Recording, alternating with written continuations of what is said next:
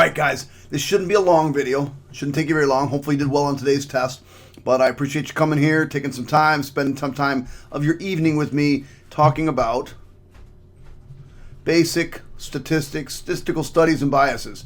Stuff's not very difficult. It's just stuff some of it you already know, some of it you just kind of like duh, and some of it you're going to kind of learn. A couple things you're going to learn. Alright, so let's get going on this stuff. Let's talk about this word population. In statistics, if we're talking about the population, what we're talking about is everybody. Everybody. If I wanted to know what everybody in the United States thinks is the best cup of coffee in the entire world, I have to ask every single solitary person. The reason I have this thing here means it's all the pieces of the puzzle. Everybody needs to be asked. You don't have a choice. For example, I think you guys know what we call a census. A census is done by the United States every 10 years. That is a population study that's done, but they ask everybody. But and we're about to get annoyed with it, we talk about, if let's say I wanted to know what everybody was voting for, and who are you going to vote for? Who are you voting for? And I asked the entire population, I'd have to ask everybody. What if I wanted to know what all the kids think, who all the kids think is the best teacher in Hilton? Duh. I know that's what you're all thinking. That's an obvious one. But if I want to know what every kid thought, I'd have to ask everyone. And that's kind of all I want. I want you to make sure that you understand you have to ask everyone. It's a survey sent out and everybody needs to answer. What else do I got here? Yeah, that's about it. That's about it. What I want you to know, it's all the pieces of the puzzle and you'd have to ask every single person. I think I had some more notes in here, but if you get that about population, you'll know what I'm talking about. So let me go to sample. Let me tell you what this one is. Sample is maybe one piece of the puzzle. Let's say we're about to be annoyed. Let me just tell you, it's a subgroup within the population. So what do I mean by that? Well, let's say we are talking about the presidential election. And I want to know who everybody's going to vote for. Who are you going to vote for? Who are you going to vote for? Well, I'm not going to ask every single person that. That would be stupid. It would be totally cost ineffective. And it would be meaningless. So what we've done is we spent a lot of money. They spend a lot of money working on how well can I sample things so that I can get a good cross measure of how people are going to vote. And you can't just vote, you just can't ask people in the Northeast. Who are you going to vote for? Who are you going to vote for? Because maybe the Southern folk like somebody else. I don't know. Maybe they want the hillbillies. I don't know. Maybe they don't want the hillbillies. I don't know. But you have to ask everybody. If I was to ask everybody if I was going to say, okay, let me find out who the best teacher in Hilton is. Duh.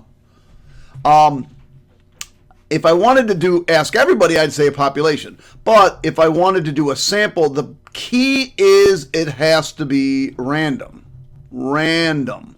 Random means there is no pattern to it. There's no obvious structure to who you're sampling. For example, if I wanted to find out who the best teacher in Hilton was, getting tired of that?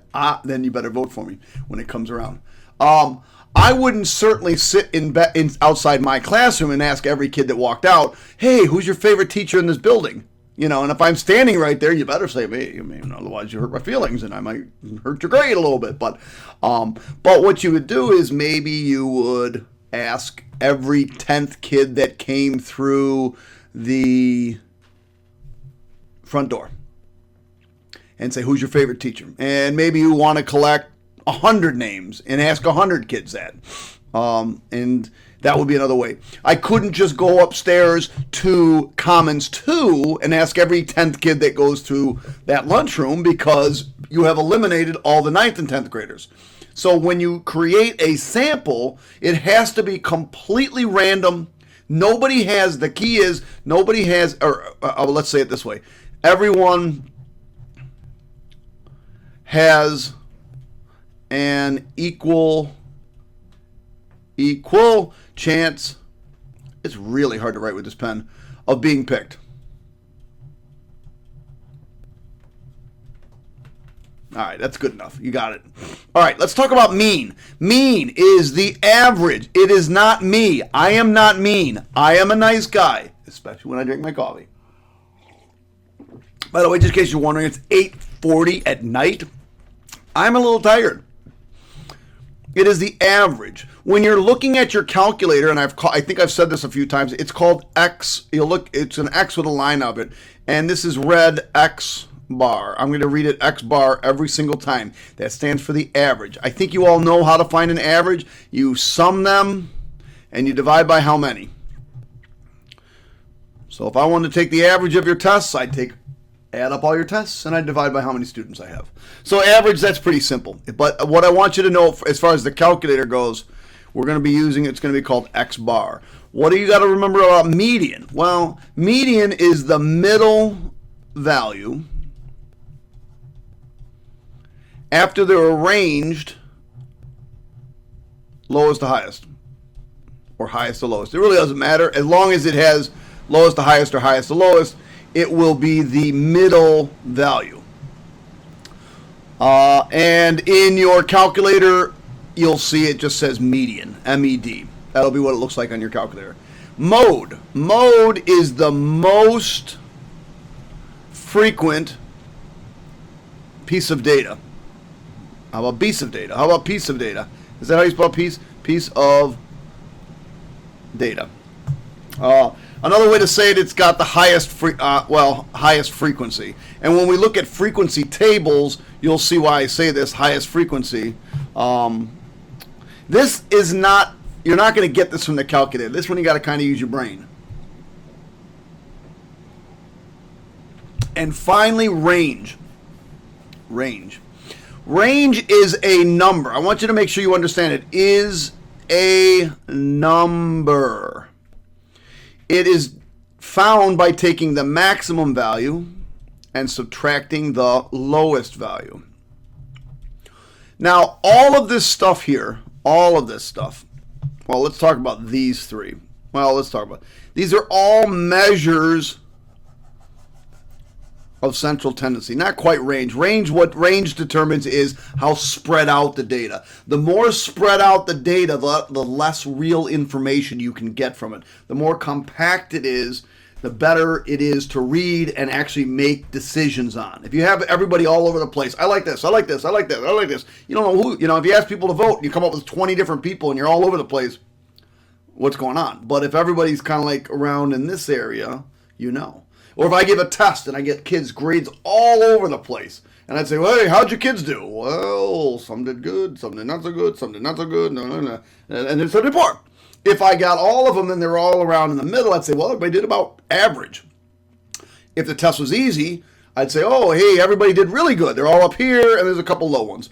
Range determines how far apart those are. And those are generally sometimes called outliers. They're way out on the outside. Sometimes we get rid of outliers when we're doing statistics. Sometimes we don't. Let me show you what it's going to look like on your calculator. So here is that X bar I was talking about. So here's the data I put it in. Here's the X bar I was talking about. Now, this is the beginning part. This is if I scroll down. So like if you go up here, you'll be coming up through here. Here's the data pieces. So there's the X bar. We'll get into what other stuff's called in a minute. And then this and from algebra, you should have already done this in algebra. This is your 5-number summary. There's your minimum, quartile 1. There's your median, MED, median, quartile 2, and there's your maximum. And in this case, if I was to fill out this paper numbers over here, I would say my mean is 48 point. Let's say round to the 100, 78. My median is 48. And my range, remember range is defined by highest minus lowest. So in this case, it would be 58 minus 40. So my range would be 18. So they're spread out over 18 grades or whatever. I forgot what this data is for, whatever this data is. All right, I can do a couple of these. I'm not going to do them all because I'm going to leave a couple of them for you. Let's just do number 2 here. So here's the X bar, and here's my median, and here's the min and max that I'm going to be using. So in this case, my mean is 3.3.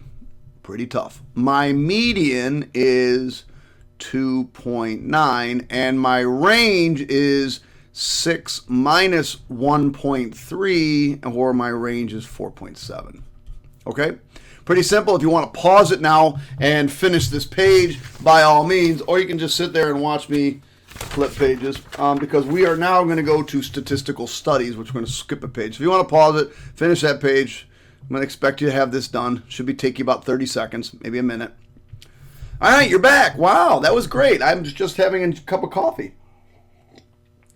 All right, there's different ways to gather data or study data or collect data. One way, and I think this is something you're common or used to, is called a survey. We just go out and ask people. So what you're going to do is you're going to go out and ask people. Now, generally you don't ask them. You don't sit in front of them and ask them. You have a piece of paper or a website or something that you can collect data on. But that's not true, because oftentimes, I haven't seen it in a long time, but you used to be able to go in the mall and people would say, "What do you think about this? And what do you think about this?" Now they call you, or it's all done by websites or something like that. The key is, what we're looking for is we're trying to collect some kind of quantitative data and from specific people.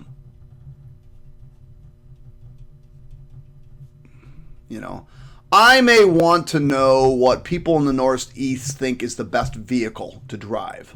So I'll send out an email to hundreds of millions of people, hopefully getting their responses on this survey.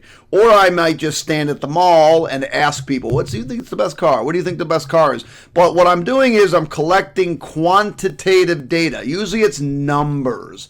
Numbers that I can do something with. I can take an average of them. I can take get the median of them. I can figure out what their standard deviation is, and we'll be talking about that later on this week or maybe early next week. But some kind of qualitative data. When you're doing a survey, it's usually a sample. Now, I could, if I wanted to, survey all of my students. That's doable. I only have about 100 trig students, and I could survey all of them to see, hey, what do you guys think? What's going on? Or I could just do a sample of them. But generally you're going to do a sample unless it's a small enough group that you can do the entire population. If I wanted to sample everybody if I wanted to survey everybody that went to Hilton, I would have to make sure I got a survey from everybody and that everybody was included in the survey, and then that would be a population. But generally it's usually done with a sample. The other kind of data that you can collect, but it's not numbers based, is something called qualitative data. But that's not what we're talking about here. Qualitative, just so you all know, qualitative. For example, qualitative things are things you feel about or are subjective. So, for example, Mr. Krause is incredibly handsome. Okay, that's a fact. But, okay, so that's probably a bad example because that's not really subjective. Everybody would agree on that. Mr. Krause has the best hair. Damn, there's another thing that everybody can agree on. No, seriously. Things that you can agree on. If I walk into a museum and I go, oh my God, that is the best picture ever. Do you see the way the lines and the fluidity and the blah, blah, blah, blah, blah goes? And somebody else can go, oh my God, that thing's so ugly. Who would pay any money for that? If you and somebody else can differ, boy, that kid's tall. What's tall? If I'm 8'2" and you're telling me some kid's tall, which I'm going to say, no, I'm probably not very tall. But so if things are subjective, if they're numbers, it's quantitative. If something you can argue about with a friend, then that's qualitative. Another thing I can do is observational study. It's kind of like, peeping Tom kind of stuff. Not really, really peeping Tom, but this is, you are studying people in their you're studying people's natural behavior. So you're studying a sample of a population in their natural environment, in a natural situation. If I just put up this gorgeous male model at some clothing store in the mall and I put some really cool outfit on him, I might have somebody kind of sit off to the side and just take a look and see, do girls stop? Do guys stop? Older generation, younger generation, do they take a while they're standing there? Do they take notes? Do they take a picture of it? Observational studies is, what are people doing? What are they? And you really want to, and you'll usually say, okay, I want to test, like, for example, I want to test how long people look at this mannequin with this outfit I set up. Because if people just walk by and look at it, and I'm doing an observational study, and they don't stop and maybe, oh, that's a nice outfit, I might say, hey, we might need to change that outfit. It's not doing so well out there in my observations, in my observational studies. The thing is that whoever the surveyor is, I just misspelled that completely. But whoever the surveyor is not a part of this, not a part, or not an active part in the process. For what I mean by that is, I just put 3 S's on processes. I need more coffee. What I mean by that is, you don't know you're being observed. People are observing you, but you don't know you're being observed.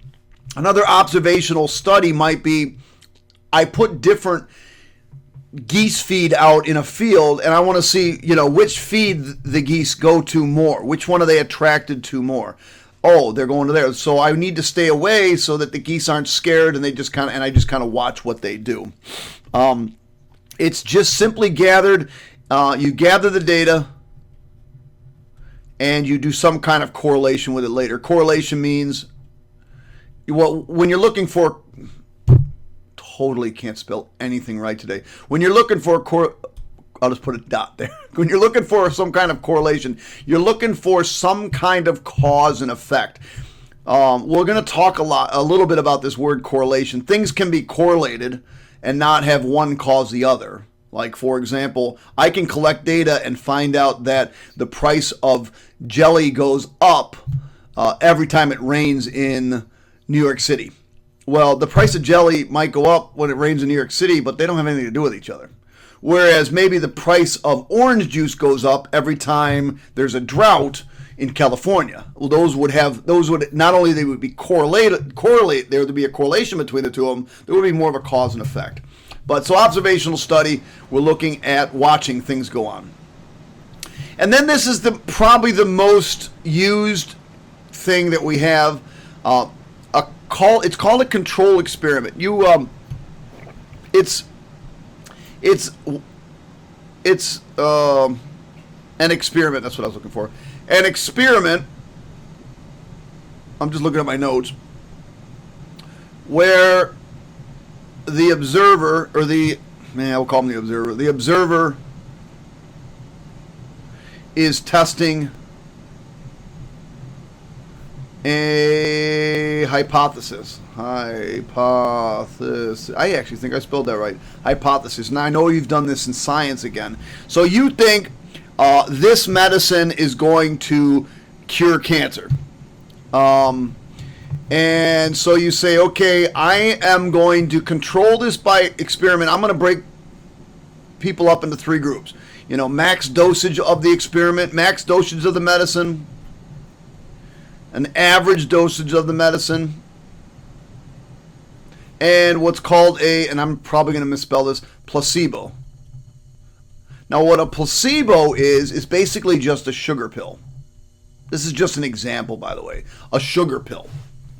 And So I say, okay, if I give people the max dose, what's the effect on those people? If I give them the average dose, what's the effect on the people? And I give them the sugar dose, what's the effect on the people? Now, the thing about this is nobody knows if they're the max group, the average group, or the placebo group. And they can't know. This group right here would be called the control group. Now, why are they called the control group? Because you are controlling what's going on. They're not getting anything. So, bar any outside influence, what's going on? And some of these are called blind and double-blind things. A couple double-blind beings would be even the person observing doesn't know. They're just making random observations. If it's blind, the people don't know. And double-blind means even the person collecting the data doesn't know which was which. But again, whenever you have a controlled experiment, you have a control group, and then you're testing some kind of hypothesis to see what's going on. And I can ask you various questions about this. Let me give you an example. Which task is not a component of an observational study? Now, let's think about an observational study. An observational study is you're looking to see what's going on. The researcher decides who makes up the sample. Maybe. A researcher analyzes the data to receive. Well, clearly we're going to be doing this because there would be no reason to collect data if you weren't going to analyze it. The researcher gathers data from a sample using surveys or taking measurements. The researcher divides the sample into two groups. One group acting as a control group. Well, if you have a control group, then this is not an observational study. This is a controlled experiment. It's not an observational study. So that would be the answer there. A doctor who wants to test the effectiveness of a new drug on her patients. She separates her samples of patients into two groups. She administers the drug to only one of these groups. Obviously, this is a controlled experiment. So you can answer the rest of these questions. It should be pretty obvious, I hope. We'll go over those quickly on Friday or whenever you come back to class. They're not too difficult. The last thing I want to talk to you guys about, and then to show you a couple things on your calculator, is this thing called bias.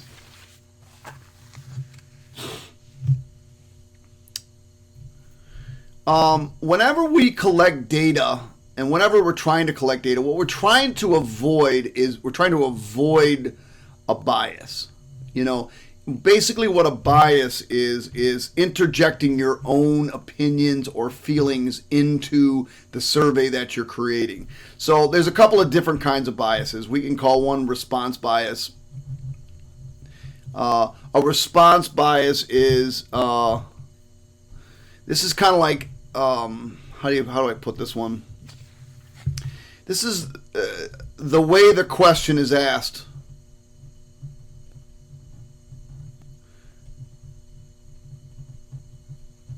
Might influence the person.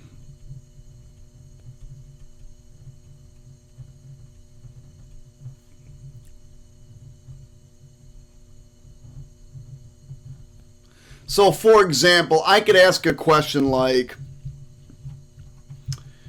boy, Barack Obama really screwed up our foreign policy and is just causing us all kinds of money in war. Who do you plan on voting for in the next coming up election? Well, I've interjected my own feelings, my own opinions into the situation, and now I'm asking you a question. Well, if you are, there's a very good chance, depending on who you are, you might say, oh, I'm going to vote for Bob Smith because I really don't like him either, or whatever. Maybe it's just a guy, a really good-looking guy comes up and he's wearing the best, I don't know what clothing's good right now, Abercrombie and Fitch outfit, and you say, what's your favorite store to shop for guys' clothing, or for girl, or they ask girls, what's your favorite store for shopping for your boyfriends for their birthdays? And you can see the guys wearing Abercrombie and Fitch, and so you're asking a question that sort of leads you into a particular answer. That's called a response bias. So you want to make sure you try to avoid that. A non-response bias is when people don't respond. People don't respond to a survey.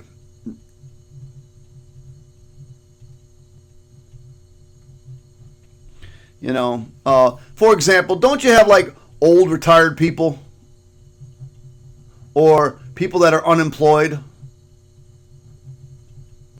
or homemakers?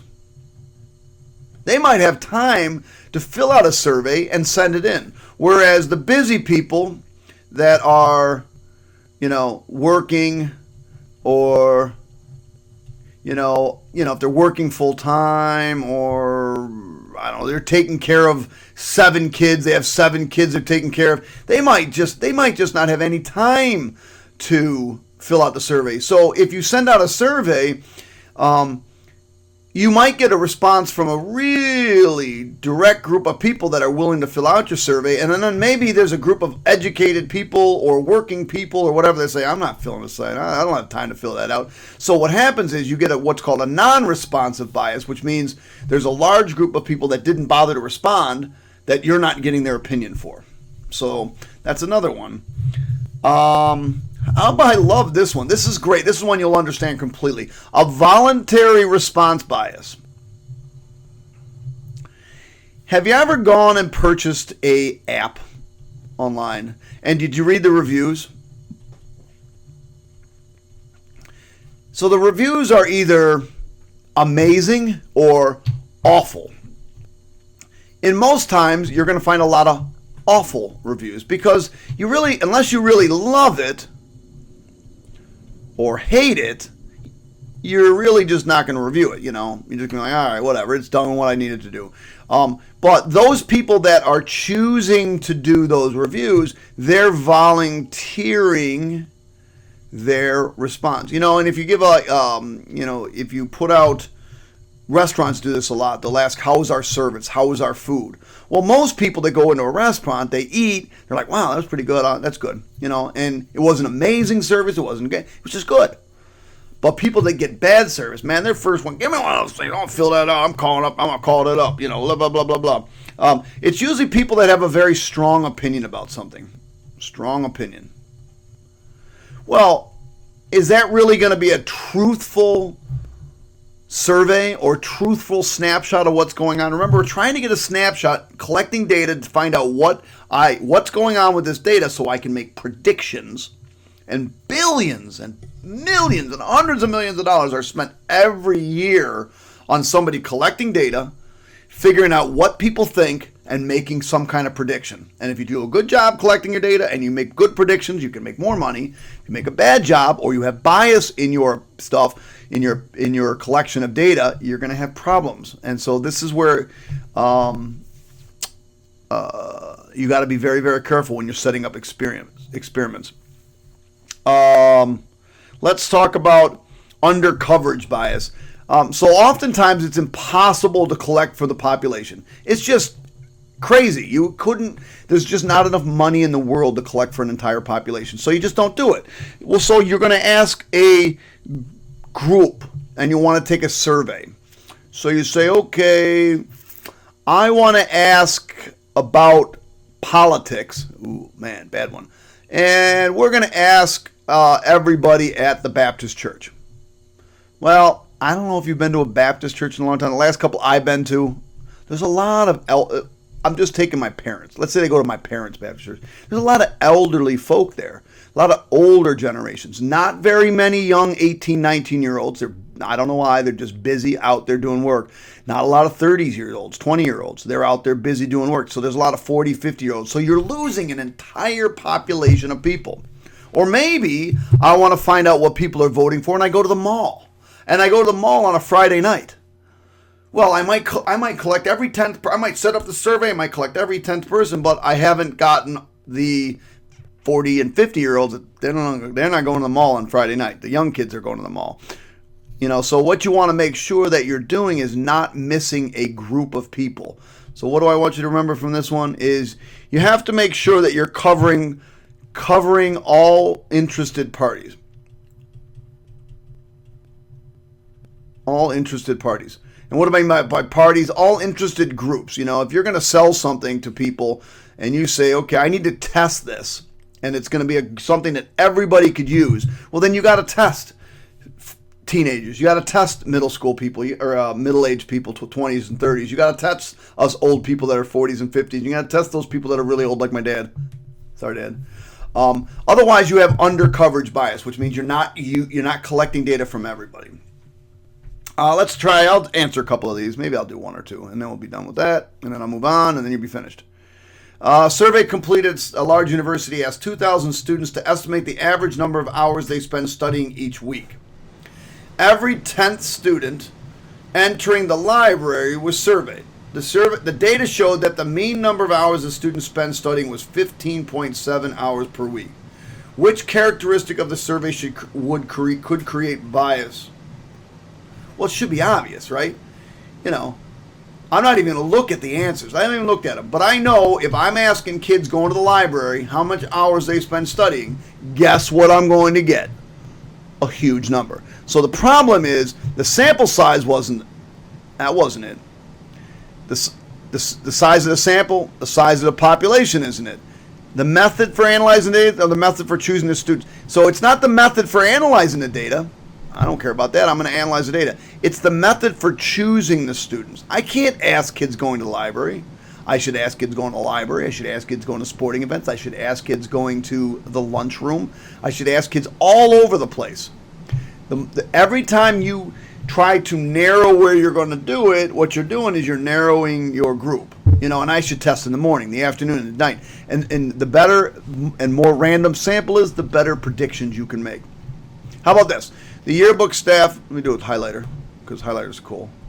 The yearbook staff was designed a survey to learn the student opinions on how the yearbook could be improved this year. If they want to distribute this survey to 100 students and obtain the most reliable data, they should. How about we send it to every third student sent to the office? Okay, if you get sent to the office, usually you're in trouble. So I'm not sure I want to ask all the kids getting in trouble what they think of the yearbook. Every third student to enter the library. Okay, I just collected from all the smart kids or the kids escaping class. I don't know. Every third person enter the gym for the basketball game. No. Every third person arriving at school in the morning. Yes, this would be the most random, right? Because the kids entering the school in the morning, they could be the jocks, they could be the nerds, they could be the music kids, they could be the art kids, they could be the science kids, the English kids, the social studies kids, the math kids, the kids that could care less about school. But you're going to get a random sample. You haven't picked just kids going to gym, just kids going to the office. It makes sense, right? All right, let's move on. So I want to walk you through this process, and I want you to keep this out. We've already talked about how to enter lists in. I am not going to go through and enter that list. It would take me forever. But we've done this before. We go in, by the way, notice what's going on here. I have more than one spreadsheet open. That causes all kinds of problems. You want to make sure that you come down here and hit this red X. Don't save somebody else's garbage, and make sure. Then we're going to go in, we've got one, and we're going to actually give it a name. In this case, because this data was given the ages of 43 presidents, I'm going to call it age. And then we're going to be doing some statistical data on it. So I go, almost everything's done through menu, statistics, stat calculations. And we've done a bunch of work in here. But now we're going to we've done a bunch of work with this regression stuff right down here, right? But now we're going to do some work with one variable statistics, at least for a little while. Then we're going to do a little bit of regression, maybe some two variable statistics. But right now, I'm just collecting one piece of data. So that's why I'm going to use one variable statistics. Number of lists. Well, I only have one list. It was that one list of data. And we're going to be doing this on Friday. Just want you to see it so that when I start asking you about it on Friday, it's not new. Notice I put the X list in. We've done all this before. The frequency, just leave it alone. It should be 1. And then notice what comes up. What's this called again? X bar. That's our mean. And here's our 5-number summary. Mean, min, max. Oops. I screwed up. This should be down one more. I'm missing the max. I don't even know what the max is. So according to this, let's say, let me look through. Let me see if I can find the max, because I somehow missed the max. Let's see if I can find them a screen. All right, 61 so far, 68 so far. Anybody higher than 68, 68, 68, 68, 68, 68, 69 so far. All right, so it looks like my highest aged president, Max, should have been 68. So if I come down here, I look, the mean is 54. That's the average age of our presidents. Oh, wait, hold on. Let me round it. It would really make more to say 55 years old. My median is right here. The median age is also 55. And my range, don't forget range, is highest, 68, max, minus the min, which is 43. So in this case, I have a range of 25 years. That's quite a spread for ages. It's quite a spread for ages. So anyway, I believe that ends what I want you to know. Oh, no, hold on, I forgot. Oh yeah. And then the one last thing is, this is a little bit different. Notice what's going on here. I not only have scores, but I got how many people got them. So in this case, are these bowling scores again? All right, I believe these were, yeah, this is bowling scores. So here, 140, 4 kids got a 140. 145, 3 kids got a 145. 150, 2 kids got a 150. 160, 3, and so on and so forth. So it's not just 140, 140, 140, 140, 145, 145, 145, 145, 150, 150, 160, 160, 160. It's actually just counting and doing a frequency. Sometimes this is easier to look at. Well, in order to do that, I got to save the 2 lists. And notice I'm going to save one list and call it score, and save the other list and call it frequency. And then we're going to talk about how we do that. But it's basically still the same thing. We're still going to be doing one variable statistics. And that's really all I want you to know. Can you remember some of the things we talked about? Hopefully that's it. Guys, I hope you listen to all of it. Have a great time, and we'll see you on Friday or whenever I see you next. Bye.